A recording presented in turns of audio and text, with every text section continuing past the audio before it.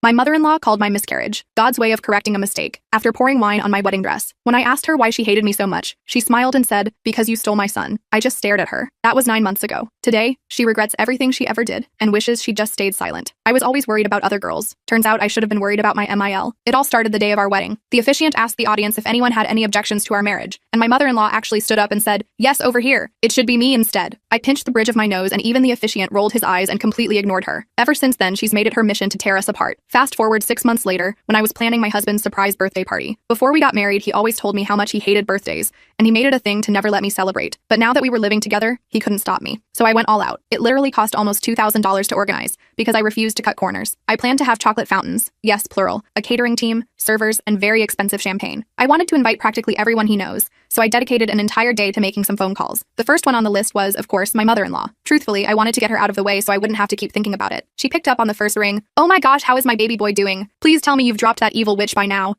This is actually Sheila." "Oh, right." Her voice immediately dropped, but not with guilt over being caught for what she said. It was more like disappointment. Well, I just wanted to get it over with. So I told her about my plan and how everything was already paid for. All she had to do was show up. Suddenly she started screaming like a banshee. "Who the F do you think you are?" I stayed silent and waited for her little hullabaloo to be over. In just 5 minutes, she called me every curse word I could think of, told me I was an evil beast for corrupting her son, and that she would rather Michael, my husband, be dead than attend anything I planned. But I didn't have all day, so I simply gave her the time and date of when it would happen before hanging up. Honestly, her reaction was so predictable that I didn't even think about it again. But when my husband got home that night, he told me his mom, my MIL, had called him. I was scared she had exposed my plans, but turns out she had just made a dating profile for him without his permission, and sent him screenshots of girls she actually approved of. He told me this with a deep worry in his eyes, as if anything she did could actually affect me anymore. "I'm sorry, my love. You know that I would have gone no contact by now if she didn't have cancer," he said. I let him hold me and kiss me. "Don't worry, Michael, I know," because I really did know, and I refused to let some jealous old hag come between us. The days leading up to his surprise party were mayhem. My MIL kept spamming me with texts like, "You're going to regret this," or "Last chance to back out of the party." And my favorite, "You think you're in control, but you have no idea what's coming." She really thought she was the evil supervillain in a kid's movie or something. So I just blocked her number, because I figured she wasn't going to come anyway. Then came the big moment. Me, his coworkers, his siblings, and members of extended family, and his best friends all stood in the kitchen in the complete pitch black. In our hands were party poppers, and there was a huge cake in the center. The air was filled with excitement, and everyone was silently whispering about what his face would look like when he walked in the door. But at 4:10 p.m., when he still hadn't arrived, an awful gut feeling washed over me. You see, he was always very time-oriented. Ever since I'd known him, he would go fishing every Saturday morning and get home at exactly 4 p.m. So when 4:30 p.m. hit and he still hadn't arrived, I felt dizzy with anxiety. Well, that's when I got the call. But it wasn't from him. It was the police. I put it on speakerphone. They told me they had found Michael in a car crash on the side of the road. He was dead. A scream escaped my throat. My hands clawed at my chest as if trying to rip out the pain. His family collapsed to the floor, and his coworkers tried to carry me over to the couch. The policeman was still on speakerphone when someone grabbed the phone from me. What he said next hit me like ice to the chest. "We checked the security cameras at the scene. It looks like a Toyota Corolla intentionally knocked him into the ditch before driving away. Can you think of anyone who may have ill will towards Michael?" I screamed again, but this time it wasn't grief. It was rage. I knew who was behind this, and I planned on making my MIL pay, by any means necessary. I don't even remember much of what happened next. Michael's brother Justin took the phone and started answering questions. His sister Anna was sobbing on the floor. Everyone was in shock. I just sat there, completely numb. The party decorations around us felt like a sick joke. The cake with "Happy Birthday Michael" written in blue icing just sat there mocking us. The next few days were a blur. I barely ate or slept. People kept bringing food to the house, but I couldn't stomach anything. Justin and Anna basically moved in to help me handle everything. Funeral arrangements, paperwork, phone calls to distant relatives. I was just going through the motions. The police came by to ask more questions. I told them about my mother-in-law's threats, showed them the text messages I'd saved before blocking her. The detective, Officer Parker, wrote everything down but didn't seem convinced. "Mrs. Reynolds owns a silver Honda Civic, not a Toyota Corolla," he said. "And according to her cell phone records, she was at home during the time of the accident." I couldn't believe what I was hearing. She could have borrowed a car, or hired someone. I was practically shouting at this point. Justin put his hand on my shoulder to calm me down. Officer Parker just nodded sympathetically. "We're investigating all possibilities, ma'am. We'll need you to come down to the station tomorrow to give a formal statement." After the police left, I collapsed on the couch. Anna brought me some tea and sat beside me. "I know what you're thinking, Sheila," she said quietly, "and I agree with you. Mom has always been unstable, especially about Michael." That was the understatement of the century. Michael was her youngest, her baby boy. She'd been weirdly possessive of him since his dad died when he was 12. I'd heard stories from Anna about how their mom would sabotage Michael's high school relationships, call his girlfriends at night to threaten them, show up unexpectedly at dates. But this was beyond anything I could have imagined. The funeral was 3 days later. I wore the black dress Michael had always liked. His friends from work came, his fishing buddies, even his old college roommate flew in from Seattle. And of course, there she was, my mother-in-law, wearing a dramatic black veil like she was the grieving widow, not me. She made a show of sobbing loudly during the service. When it was time for family to speak, she pushed past me to get to the podium first. I gripped the edge of my seat so hard my knuckles turned white. "My precious baby boy," she wailed into the microphone. "Taken from me too soon. If only he had listened to his mother more. If only he had made better choices in life." She looked directly at me when she said that last part. I felt Anna tense up beside me. Justin muttered something under his breath, but I just stared back at her, refusing to give her the satisfaction of seeing me break down. After the service, people gathered at our house, Michael's and mine. My mother-in-law showed up uninvited and immediately started rearranging things in the kitchen. Michael always liked the coffee maker on this counter, she said loudly. I ignored her and kept talking to Michael's boss. Later, I found her in our bedroom, going through Michael's closet. What are you doing? I asked, trying to keep my voice steady. She turned around, clutching one of his sweaters. These are my son's things. I'm taking them home where they belong. I stepped forward and grabbed the sweater from her hands. Get out of my house. She smiled at me then. Not a normal smile. It was cold and calculating. This house is half Michael's, and since Michael is gone, his share goes to his next of kin, his mother. My blood ran cold. I hadn't even thought about the legal implications yet. We'd bought the house together last year,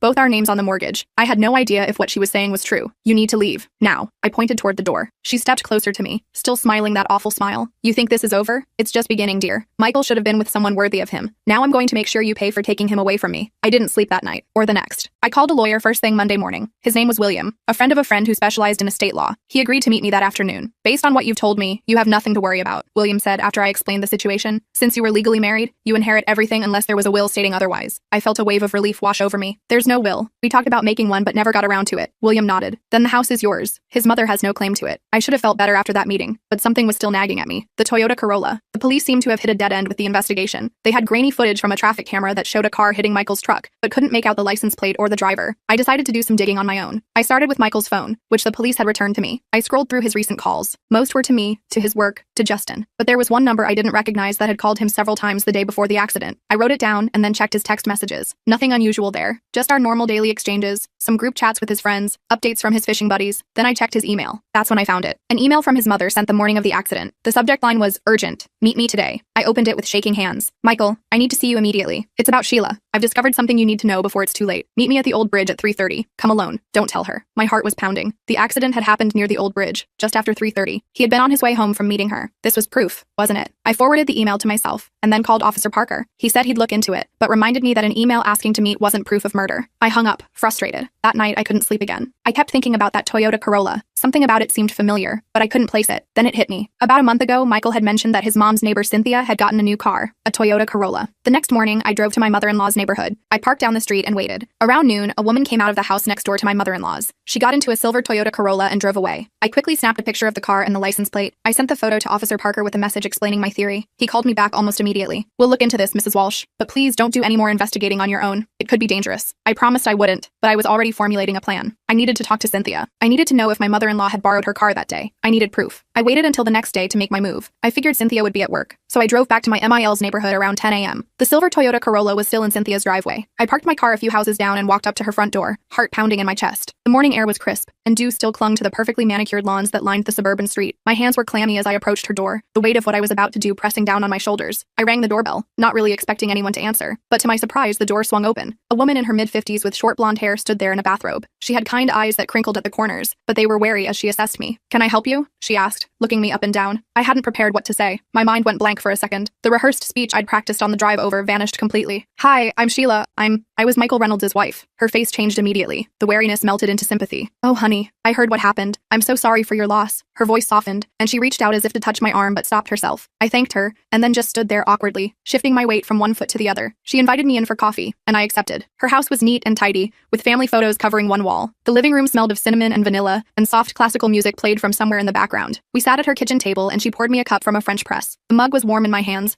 providing a small comfort. I don't mean to be rude, she said, stirring sugar into her own coffee, but why are you here? I took a deep breath, staring into the dark liquid in my cup. It's about your car, your Toyota Corolla. Cynthia's eyebrows shot up. What about it? Her fingers tightened around her mug. The police think a Toyota Corolla was involved in Michael's accident. They have footage of it running him off the road. My voice remained steady, though my insides were churning. She put her coffee cup down slowly, the ceramic making a soft clink against the wooden table. And you think, what? That I had something to do with it? Her voice had an edge to it now. I shook my head quickly. No, but I was wondering if you maybe lent your car to someone recently, like on the day of the accident. I tried to keep my tone casual, but my heart was racing. Cynthia stared at me for a long moment, her expression thoughtful. Then she nodded slowly. Yes, I did lend my car that day. To Diane, your mother-in-law. My heart skipped a hit. This was it. Actual proof. I tried not to show my excitement, keeping my expression neutral despite the adrenaline surging through me. She said her Honda was making a weird noise and she needed to run some errands. She returned it that evening. Cynthia looked uncomfortable, fidgeting with a napkin on the table. I had no idea about what happened to your husband until the next day. I asked her if she'd tell this to the police. She hesitated but eventually agreed. I thanked her and left. my hands shaking as I called Officer Parker from my car. The steering wheel was cold under my grip as I relayed the information. He told me they'd bring Cynthia in for a statement and would question my mother-in-law again. I felt a small sense of victory. Finally, some progress. The first real lead since Michael's death. I allowed myself a moment of hope as I drove home, the sun breaking through the clouds overhead. But that feeling didn't last long. When I got home, I found my front door unlocked. I was sure I'd locked it when I left. I distinctly remembered turning the deadbolt and checking it twice, a habit I'd developed since Michael died. I cautiously pushed it open and stepped inside, the familiar creak of the hinges now sounding ominous. The house looked normal at first glance. Nothing obviously missing or disturbed. The same photos on the walls, the same throw pillows arranged on the couch. But then I noticed something on the kitchen counter, a framed photo of Michael and me on our wedding day. The glass was shattered,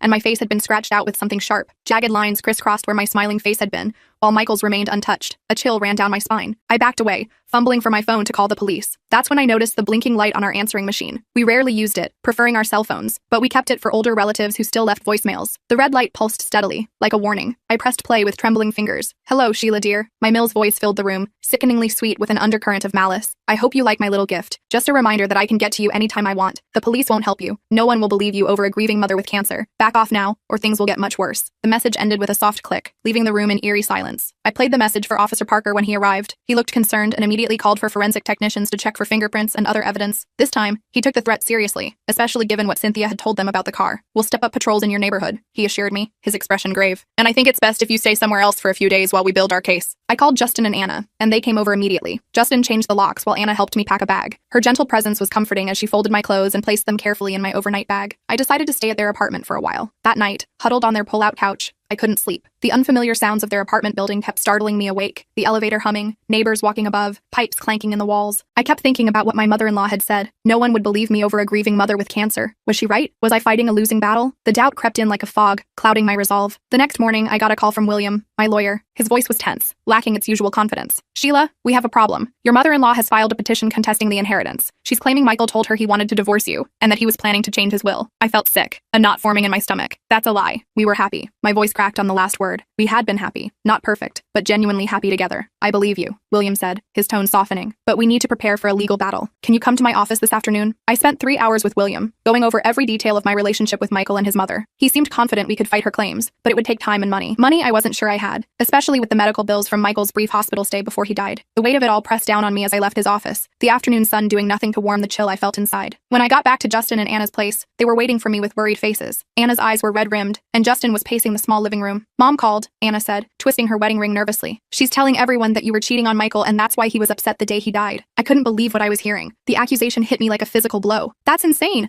I never cheated on him." My voice rose, echoing off the walls of their apartment. Justin nodded, running a hand through his hair. We know you didn't, but she's convincing some people." Uncle Kevin called me asking if it was true. The next few days were a nightmare. My mother-in-law was on a smear campaign, calling everyone we knew with wild stories about me. Some people actually believed her. I got dirty looks at the grocery store from a woman who used to chat with me in the produce section. Someone left a nasty note on my car calling me a cheater. The word was scrawled in angry red letters, the paper stuck under my windshield wiper like a flag of accusation. Meanwhile, the police investigation seemed to be stalling. Officer Parker told me they had questioned my mother-in-law about borrowing Cynthia's car, but she claimed she only drove it to the pharmacy and back. They couldn't prove otherwise. The traffic camera footage was grainy, and while it showed a silver Corolla, the driver's face wasn't visible. I was starting to feel hopeless when I got an unexpected call from Michael's best friend, Elijah. We hadn't spoken much since the funeral, both of us too raw with grief. "Sheila, I need to talk to you. In person. It's about Michael." His voice was urgent, almost whispering. We met at a coffee shop downtown. Elijah looked nervous, constantly checking over his shoulder. He'd lost weight since I'd last seen him, and dark circles shadowed his eyes. He ordered a black coffee but didn't drink it, just wrapped his hands around the mug. "Michael called me the day he died," he said in a low voice, leaning across the table. "He was really upset. Said his mom had told him she had proof you were planning to leave him. He didn't believe her, but she was insistent. Said she had emails or something." I was shocked, the revelation making my stomach lurch. "That's completely false," I hissed, aware of other patrons nearby. Elijah nodded, his eyes earnest. "I know, I told him that, but she convinced him to meet her so she could show him this evidence. He was going to confront her about lying." This matched the email I'd found. My mother-in-law had lured Michael to that meeting with lies about me. The pieces were starting to fit together, forming a picture more horrifying than I'd imagined. "There's more," Elijah continued, his voice dropping even lower. "Michael had been recording his conversations with his mom for months. He was building a case to get a restraining order against her. He told me he had recordings of her threatening you, saying crazy stuff. He kept the files on a USB drive." My heart raced, hope flaring for the first time in days. "Do you know where it is?" Elijah shook his head, his expression apologetic. "He kept it in his truck, in a hidden compartment under the seat. The truck that was now sitting in a police impound lot, damaged from the crash." I thanked Elijah and immediately called Officer Parker. I explained about the USB drive and begged him to check the truck. My words tumbled out in a rush, desperation making my voice shake. To my surprise, he agreed. I'll go look right now. Meet me at the station in an hour. I paced around the police station waiting room, checking my watch every 2 minutes. The institutional beige walls and uncomfortable plastic chairs did nothing to calm my nerves. Finally, Officer Parker emerged holding a small plastic evidence bag. Inside was a black USB drive. Found it exactly where you said it would be, he told me, his expression serious. We'll need to review the contents as part of our investigation. I nodded eagerly, hope surging through me. Of course. Can I listen too? He hesitated but eventually agreed. We went to a small room with a computer. The space was cramped, with just enough room for a desk and 2 chairs. Officer Parker plugged in the USB drive and opened the first audio file. Michael's voice came through the speakers, and tears immediately sprang to my eyes. It had been so long since I'd heard him speak. Mom, you need to stop this. Sheila is my wife now. She'll never love you like I do. My mother-in-law's voice was shrill, almost unrecognizable in its intensity. She's using you. I've seen how she looks at other men. That's not true, and you know it. This has to stop. Michael's voice was firm but tired, as if they'd had this conversation many times before. If you stay with her, you'll regret it. I'll make sure of it. There were dozens of recordings like this. In some, she was crying and begging. In others, she was threatening and angry. The dates spanned back months, showing just how long this had been going on. But the most damning was the last one, dated just 2 days before Michael died. Mom, I'm not meeting you tomorrow. I'm done with these games. Michael sounded resolute, his patience clearly at an end. You'll meet me if you want to keep your precious Sheila safe. Her voice had a dangerous edge I'd never heard before. Are you threatening my wife? Michael's tone had changed, anger replacing weariness. I'm saying accidents happen, Michael. Terrible accidents. Unless you leave her, you never know what might happen. The threat hung in the air, chilling me to the bone. Officer Parker stopped the recording. His face was grim, his earlier skepticism replaced with conviction. This changes things. I'm going to get a warrant for your mother-in-law's arrest. I felt a wave of relief wash over me. Finally, justice for Michael. The evidence was undeniable now. She would pay for what she had done. But my relief was short-lived. When the police went to arrest my mother-in-law, she wasn't at her house. Her neighbor Cynthia said she'd left that morning with a suitcase, saying she was going to visit her sister in Florida. The house had been hastily abandoned, drawers left open, clothes strewn about, as if she'd packed in a hurry. The police put out an APB for her, but I was terrified. She was out there somewhere, possibly planning her next move against me. The thought of her on the run, desperate and angry, made me feel exposed and vulnerable. I went back to my house that night, despite Justin and Anna's protests. I needed to be in my own space, surrounded by memories of Michael. I double-checked all the locks and windows before going to bed. Every creak and groan of the house made me jump, but eventually, exhaustion won out, and I fell into a fitful sleep. I woke up at 3 a.m. to the sound of breaking glass. Someone was in the house. The crash jolted me from sleep, adrenaline instantly flooding my system. I grabbed my phone and locked myself in the bathroom, calling 911 with shaking hands. Someone's breaking into my house, I whispered to the dispatcher, crouching in the bathtub. I think it's my mother-in-law. She threatened to kill me. The dispatcher told me to stay hidden and that officers were on their way. I sat on the bathroom floor, clutching a pair of scissors I'd found in the drawer. The metal was cold in my sweaty palm, offering little comfort against the terror I felt. I could hear footsteps moving through the house, getting closer to the bathroom. The floorboards creaked in the hallway outside. Then a voice called out, "I know you're in there, Sheila. Come out and face me." Her voice was eerily calm, almost sing-song. It was her, my mother-in-law. I stayed silent, praying the police would arrive soon. My breath came in short gasps as I tried to stay quiet. "You took my son from me," she continued, her voice growing harder. "You turned him against his own mother, and now you're trying to frame me for his death?" I heard a rattling at the bathroom door. She was trying to get in. The handle jiggled violently, and I could hear her breathing on the other side. "The police are coming," I called out, trying to sound braver than I felt. She laughed, a high, unhinged sound that sent shivers down my spine. "By the time they get here, it'll be too late. Just like it was too late for Michael when I ran him off that road." My blood ran cold. She was actually admitting it. I hit record on my phone,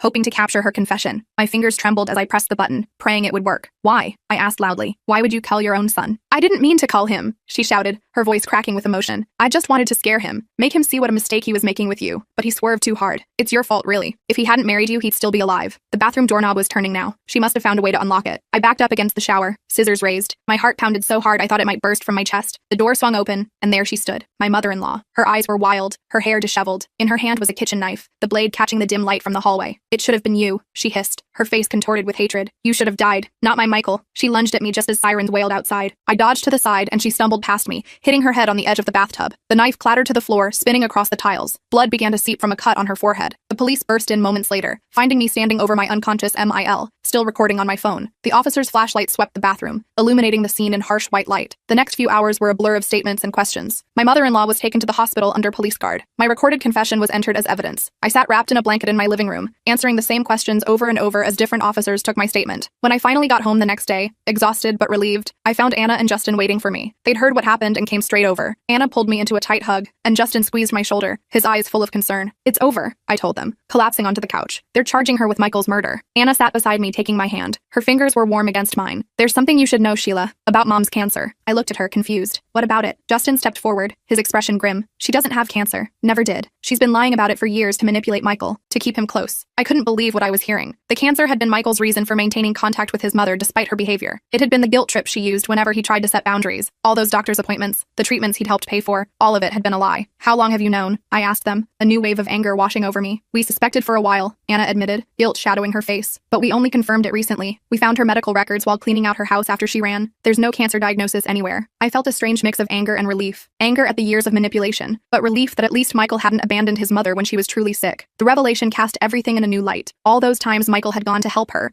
all the money he'd given her for treatments, all the guilt he'd felt when he tried to distance himself. The next day, William called with news about the inheritance case. Your mother-in-law's petition has been withdrawn. With the criminal charges against her, her lawyer advised her to drop it. His voice held a note of triumph that matched my own feelings. One by one, the threats my mother-in-law had posed were disappearing. The police had solid evidence against her. The inheritance was secure. Her smear campaign had backfired once people learned she was being charged with Michael's murder. Those who had believed her lies were now calling to apologize, their messages filling my voicemail, but I still felt empty inside. None of this would bring Michael back. The victory was hollow without him here to share it. The house felt too quiet, too still, without his laughter filling the rooms. I visited his grave the following weekend, bringing his favorite flowers, yellow daisies that brightened the somber cemetery. As I sat there talking to him, telling him everything that had happened, I felt a strange sense of peace wash over me. A gentle breeze rustled the leaves of the oak tree overhead, almost like a response. I got her, Michael, I whispered, tracing the letters of his name on the headstone. She can't hurt anyone else now. On my way home, I got a call from Officer Parker. Mrs. Walsh, I thought you should know. Your mother-in-law is being transferred to the county jail tomorrow. Her bail was denied. His voice was professional but kind. I thanked him for letting me know. One chapter of this nightmare was ending, but I knew the road ahead would still be difficult. There would be a trial. I would have to testify, relive everything again. The thought was exhausting, but I was ready to face it. But for now, I had done what I promised. I had made my mother-in-law pay for what she did to Michael, by any means necessary. That night, I slept peacefully for the first time since Michael died. I dreamed of him fishing by the lake, smiling back at me, free from his mother's toxic grip at last. In the dream, the sun glinted off the water,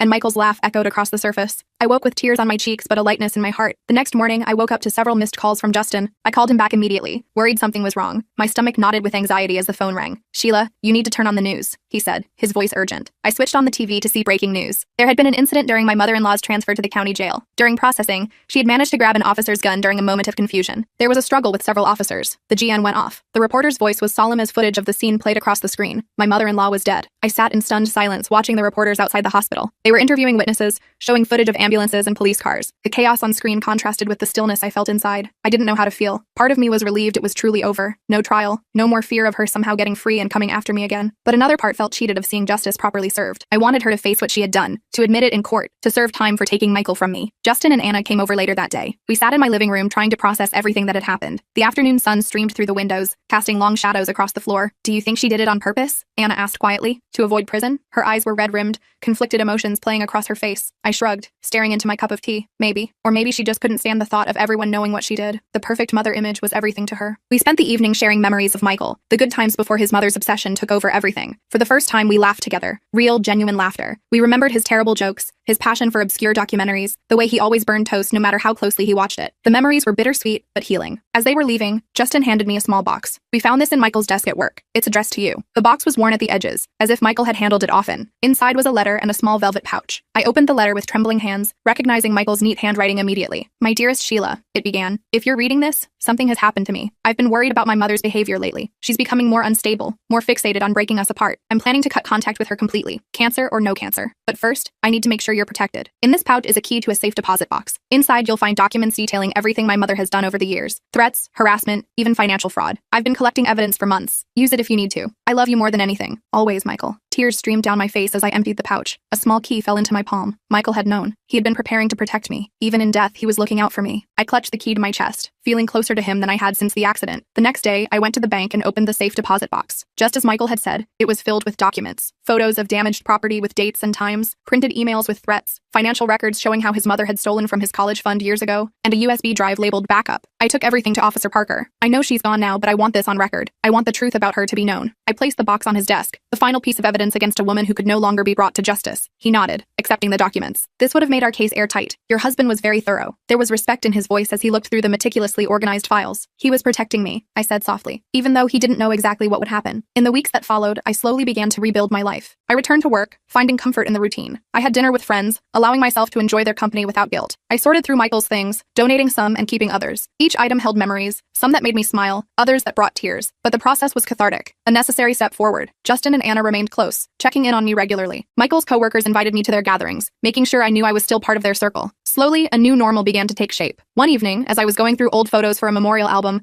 I found a picture I'd never seen before. It showed Michael as a teenager, standing with his arm around a pretty girl with dark hair. They were both smiling widely, their young faces carefree and happy. I turned it over. On the back, in Michael's handwriting, me and Lauren, junior prom. Mom destroyed the negatives but missed this copy. I realized then just how long his mother's obsession had been going on, how many relationships she had probably sabotaged before I came along, how Michael had been fighting her control his entire life. The photo was a window into a pattern that had started long before I met him, but he had chosen me. Despite everything, he had stood by me, and in the end, he had made sure I had what I needed to fight back. The next day, I visited his grave again. I placed the prom photo against his headstone, weighing it down with a small stone so it wouldn't blow away. I found this, I told him, the wind carrying my words away. I wish I'd known more about what you went through, but I want you to know that she can't hurt anyone anymore, and I'm going to be okay. As I walked away, I felt lighter somehow. The weight of anger and revenge had lifted. In its place was a quiet determination to live the life Michael would have wanted for me, a life free from his mother's shadow. As I walked away, I felt lighter somehow. The weight of anger and revenge had lifted. In its place was a quiet determination to live the life Michael would have wanted for me, a life free from his mother's shadow. I thought that would be the end of it. Like seriously, what more could possibly happen? My mother-in-law was dead. Michael was gone. The nightmare was over. But life has this funny way of throwing curveballs when you least expect them. About 3 weeks after my mother-in-law's death, I got a weird call from a number I didn't recognize. I almost didn't answer it, thinking it was just another spam call about my car's extended warranty or something. But something made me pick up. Hello, is this Sheila Walsh? The woman's voice on the other end was hesitant, almost nervous. Yes, who's this? I was immediately on guard. After everything that had happened, I wasn't taking any chances. My name is Piper Johnson. First period. I think we need to talk. It's about Diane Reynolds. My blood ran cold. Diane Reynolds, my mother-in-law. I hadn't heard her full name spoken in weeks. Everyone just referred to her as the mother, or the suspect now. What about her? I asked, trying to keep my voice steady. I was her roommate in college. We've kept in touch over the years. She sent me a package before she died, asked me to deliver it to you if anything happened to her. I nearly dropped the phone. A package? From my mother-in-law? What kind of sick game was this? I almost told this Piper person to throw whatever it was in the trash, but curiosity got the better of me. We arranged to meet at a coffee shop downtown the next day. I told Justin about it first, just to be safe. He offered to come with me, but I decided this was something I needed to do alone. Still, I promised to keep my phone on and call him immediately if anything seemed off. The coffee shop was busy when I arrived, which made me feel better. Lots of witnesses if this turned out to be some kind of trap. I ordered a latte and found a table near the window, keeping one eye on the door. Piper was easy to spot when she walked in. She was tall and thin with gray-streaked brown hair pulled back in a neat ponytail. She looked nothing like my MIL, which was a relief. I don't think I could have handled talking to someone who reminded me of Diane. Sheila? She asked, approaching my table cautiously. I nodded, and she sat down across from me. She placed a small package wrapped in brown paper on the table between us. It looked harmless enough, about the size of a paperback book. I'm so sorry about everything, Piper said, her hands fidgeting with her coffee cup. I had no idea what Diane was capable of. None of us did. I just nodded again. What was I supposed to say? Thanks for noticing my mother-in-law was a psychopath 20 years too late? She wasn't always like this, Piper continued, clearly uncomfortable with my silence. In college, she was just intense, possessive of her friends, but nothing like what she became. When did you last see her? I asked, not touching the package yet. About 5 years ago. After her husband died, she changed, became obsessed with Michael. I tried to suggest therapy, but she cut me off for months. Piper sighed, looking genuinely sad. When she contacted me again, I thought she was better. She talked about Michael's new girlfriend, you, and seemed accepting. I snorted. Yeah, that didn't last long. Piper had the decency to look embarrassed. I realize that now. She was good at hiding her true feelings when she wanted to. I finally pointed at the package. So what's this? I don't know. She mailed it to me about a week before what happened. Said if anything happened to her, I should give it to you. Only you. Piper pushed it closer to me. I haven't opened it. I stared at the package for a long moment. Part of me wanted to just leave it there, walk away, and never look back. But another part knew I'd never have peace if I didn't know what was inside. I picked it up. It was lighter than I expected. No ticking sounds, which was a plus. I carefully unwrapped the brown paper to find a small leather-bound journal and an envelope with my name on it. Do you mind if I